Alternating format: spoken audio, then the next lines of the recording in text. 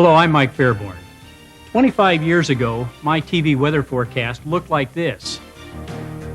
I used to make all my calculations with one of these.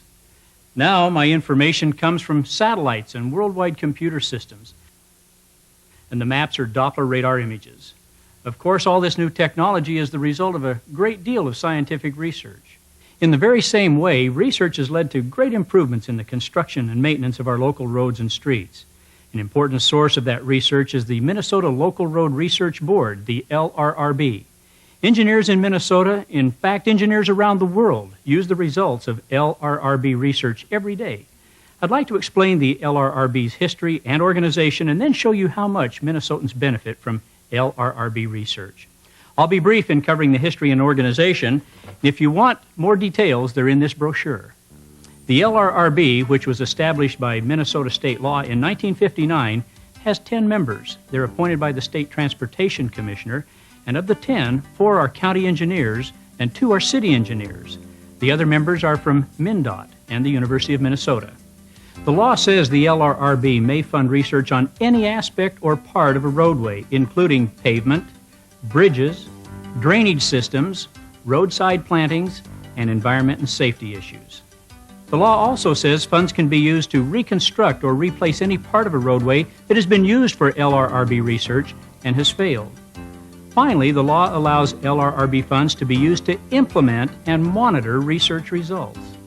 LRRB funding levels are recommended by 2 screening boards that are separate from the LRRB. One of these screening boards is composed of county engineers, each representing the counties in a MnDOT district. The other screening board is composed of city engineers, each representing the cities in a MnDOT district. The screening boards are allowed to set aside up to 0.5% of county and city state aid funds for LRRB research. In 1995, the LRRB budget was $1.7 million. The LRRB research process is straightforward. Local engineers submit ideas to the LRRB. The LRRB selects and approves proposals. MnDOT provides administrative support and technical assistance. The projects themselves are conducted by researchers from MnDOT, universities, and consulting firms. The LRRB monitors progress and then implements the results. Since its beginning, the LRRB has sponsored more than 150 individual projects. While those projects have covered many different topics, most of them fall into 4 main categories: materials and methods used in constructing and maintaining pavement, drainage systems and other utilities under the pavement, managing the roadside environment, and bridge construction and maintenance. The greatest number of projects has been done to improve pavement construction and maintenance. Here's one important example. In the 1960s, the LRRB began funding statewide testing with a device called the Binkelman beam. Researchers measured how far a pavement was bent downward or deflected when a vehicle passed over it. They used that information to derive a very important factor: pavement strength. This research adapted methods that had been developed at the national level to Minnesota's pavement types and climates. The results benefited our cities and counties very directly. Engineers used the data on the strengths of their pavements as a guide to set realistic spring load limits, estimate pavement life expectancy, and determine future pavement maintenance requirements. The Binkelman beam was a predecessor of more accurate, cost-effective devices like this one, called the falling weight deflectometer, or FWD. While the beam gave an overall reading of pavement strength, the FWD provides separate data on the strengths of the pavement and the layers of soil underneath the pavement. Sensors detect pavement deflection in response to a non-destructive impact to the pavement from a falling weight. Deflection data is stored in a computer. This is the current generation of pavement testing, a sophisticated outdoor laboratory located in central Minnesota. It's called the Minnesota Road Research Project, or MnRoad for short. With funding from LRRB, MnDOT, and several federal agencies, MnRoad began operations in 1994. Among other elements, MnRoad includes a 2.5-mile loop of roadway constructed to test low-volume pavement designs. A truck of known weight goes around the loop while thousands of sensors embedded in the pavement and subgrade record deflection, strain, and compression during all seasons and weather conditions. With the results, researchers are developing ways to set more accurate spring load limits and are designing roads that will last longer and cost less. Now here's a very different kind of research in pavement methods and materials. In the mid-1970s, researchers with LRRB funding developed the very first economical method for recycling asphalt from old pavements into new pavements. They came up with a way to reuse materials that reduces landfilling and requires only conventional equipment. Their pioneering methods and techniques are in use not only all over Minnesota, but worldwide. That project is a good example of a trend in the LRRB's funding decisions. Since the mid-1960s, there have been more and more projects dealing with environmental issues. Another important topic in the environmental category is dust control on gravel roads. In one study, researchers examined the methods and materials used by a large number of agencies and helped those agencies improve their dust control programs.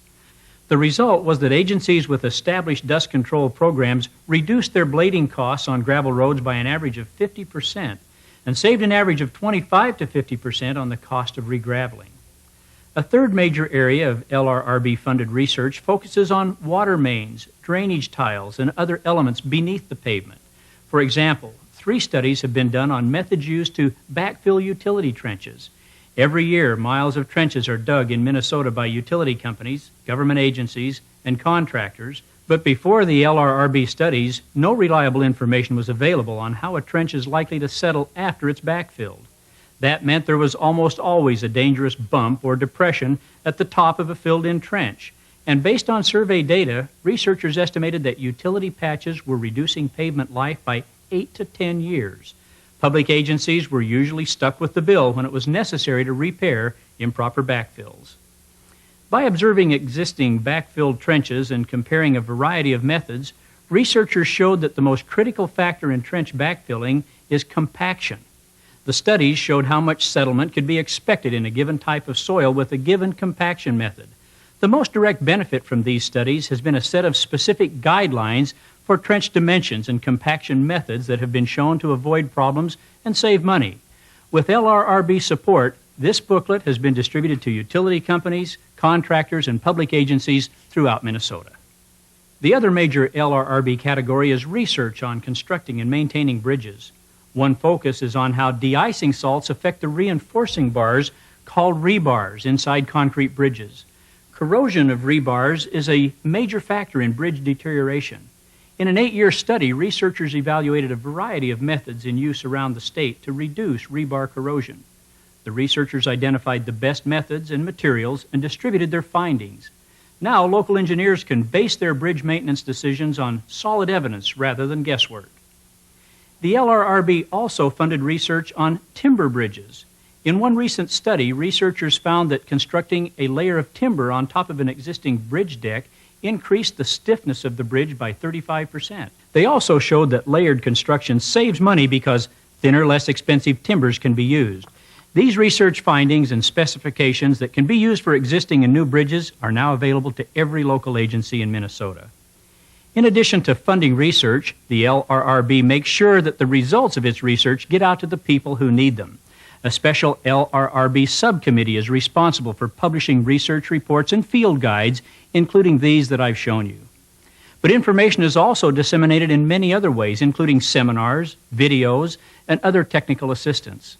Local governments receive this help through the technology transfer efforts of MnDOT and the University of Minnesota's Center for Transportation Studies. In the last few years, thousands of agency staff members have been helped. The LRRB also produces videos for both technical and non-technical audiences. Here's one that incorporates information from the pavement strength testing studies I referred to earlier. Engineers use this to show officials and the public how pavements are constructed and how spring load limits are set. As you can see, the LRRB is a research clearinghouse. It gathers ideas from the people who know what's needed, monitors the research as it's being done, and then distributes the results. I hope you're concluding that the LRRB has a lot to offer, and especially if you're an engineer. I hope you conclude that your involvement in the LRRB would be valuable to you and the citizens of your city, township, or county. You probably can use some of the results of LRRB research. You also probably have ideas for new research topics. You might consider volunteering a research site or serving on a LRRB research panel, or even serving on the LRRB itself. To start the ball rolling in any of these directions, call the MnDOT Office of Research Administration. Their address and phone numbers are in this brochure. The best reason to get involved in the LRRB is that every Minnesota taxpayer will benefit directly in the form of longer-lasting, safer, more cost-effective, and more environmentally compatible roadways.